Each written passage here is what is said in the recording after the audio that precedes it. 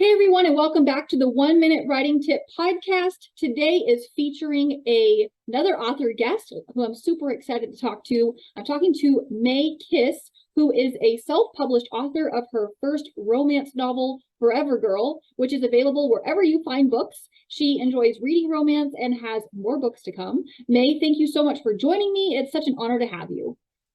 Yeah, thanks for having me on your show. It's awesome. So glad you're here. So before we dive into all the books and all that fun stuff, just tell me a little bit about your journey to becoming an author. Well, I've always loved writing stories, but I never actually finished one. And getting older, um, my goal was just to finish something. With COVID and everything, I was like, well, I better do it before I die or I get too old to do it.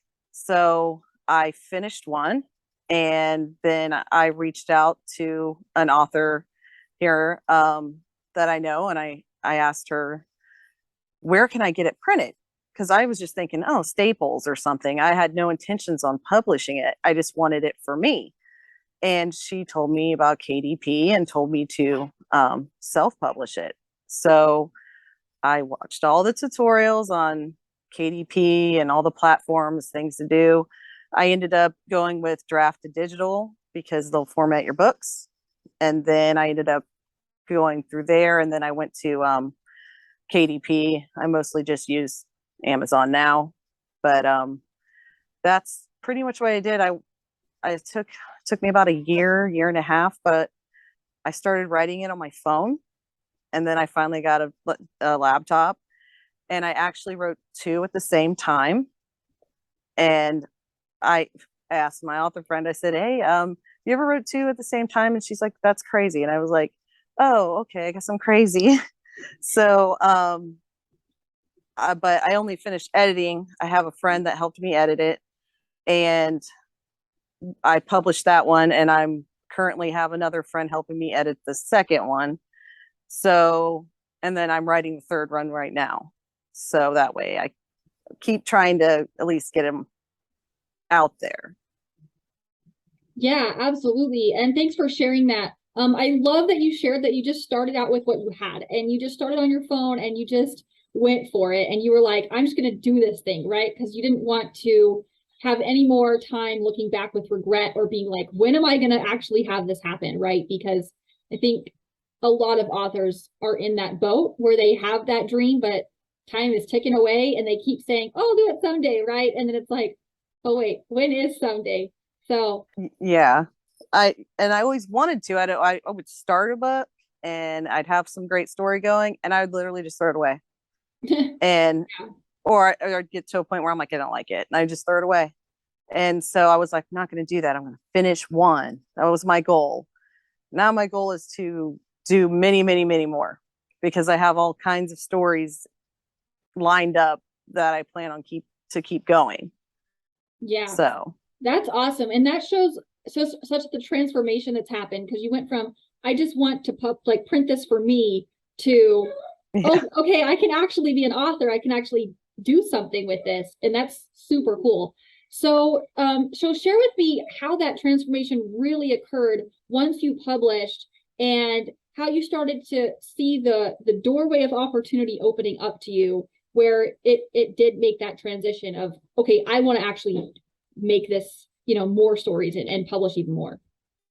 Well, it's I started, doing the social media and getting my book out there that way and meeting other authors that, I mean, the author community is very helpful. That they're super helpful and will give you tips and tell you what websites to go to, and it's really encouraging. Um, but I did the social media sites and then reached out to people. But when I first published, it was mostly just my friends and family that got my book. But then they're texting me while they're reading it and telling me how great it was, and I was like excited that they're reading my book, but nervous because I was like, oh no, they're reading it. But I've heard good things, so it makes me happy because I wasn't really doing it to make money. Because I mean, I'm not going to make a ton of money unless I'm selling tons of books. I just wanted other people to read what I wrote. So, and there's been mistakes here and there. Like I had some spelling errors and things like that. And they'd be like, hey, you did this wrong on page whatever. And then I'd go back and fix it. So I learned a lot doing this first book. So hopefully and some of the mistakes that I've done, I'm like, okay, so now I know not to do for the next one.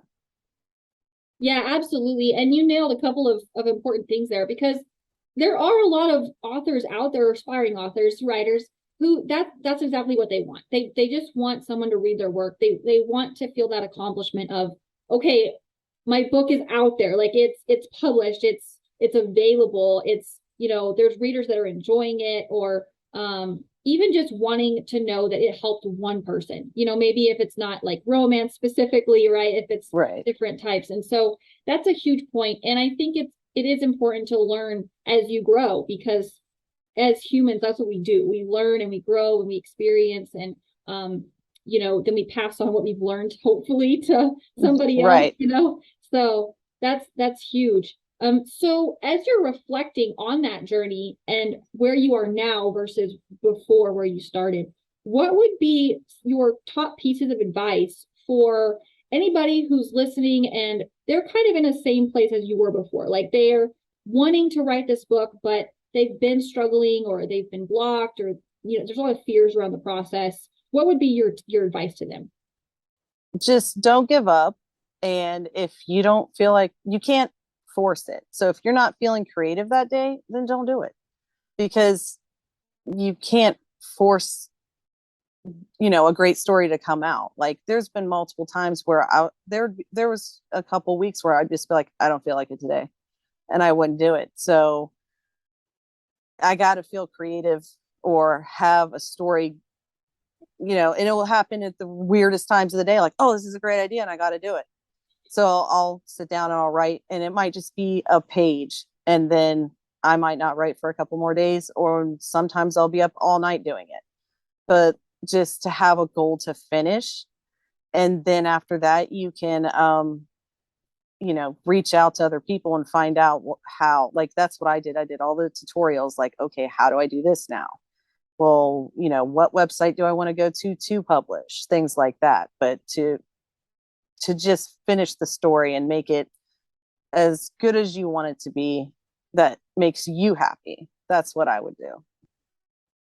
Perfect.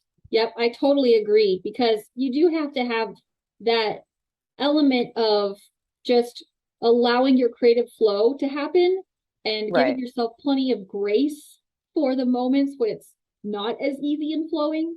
I think it definitely is important to know that, there's kind of that myth or that fantasy mentality that writers just sit down and just flows out perfectly, right? And it doesn't. That is not reality. Yeah. Yeah, and there's a lot of things where somebody will say something and I'm like, what'd you say? And then I'll write it down. That's going in the book. Or something they might do while we're out in public or hanging out and doing something, and I'm like, this is going in the book.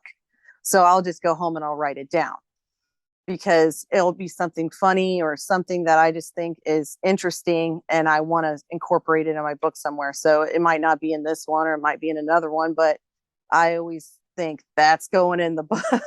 So I always do that. Yeah, and it's true. I mean, whether it's, fiction or nonfiction, whatever genre you're writing, that's such a good point, because we as authors are writing based on our experiences, and the characters are going through these different things that maybe something that we went through or that we experienced, and we put that into the characters or whatever happens. And that also helps the reader to connect with that story and those experiences, because the reader's like, oh, I've had that happen, or I think that's funny. So it has that connection with the reader kind of through the story and through the characters, which is always super fun. Yeah, and I know a lot of authors do outlines and everybody has their own thing. I tried to do an outline, and when I started writing, it just started flowing, and it completely was nothing that I did in the outline at all. And so then when I wrote the second one, I chucked the outline. I didn't even do one. And then now I'm doing the third one, and I made an outline, completely didn't go by it. So I was like, maybe it's not for me. but it works for a lot of writers, I've heard, but I just can't do it that way. But I've tried. Right. And some writers are pantsers and it works great for them. So yeah, that's a great point. So speaking of the other works that you're working on, is there one in particular that's upcoming soon that you would like to share about? Yes. So the second book will be coming. I'm hoping it'll be out by December, or at least by the end of the year. Um, and the title's Hold Me, and it's all the same characters from the first book, but it's just a different couple's book. So each couple got a book, or I'm working on getting them a book. Um, and in my book, there's each character has their own chapter, so you know who's speaking, and I feel like it flows well. And I tried to make every character interesting, so you'll want to know their story. So you'll want to keep reading. Okay, well, when do they get a book? And so that's what I was planning on doing. Each person's going to get a book. So the next one will be called Hold Me. Hmm. Awesome. That sounds super exciting and super fun for getting to know the characters and exploring their world so much more and more in depth. So sounds exciting. So if someone's listening and they're thinking, oh, I'd love to check out these books. I love romance novels. How can they connect with you and get your books?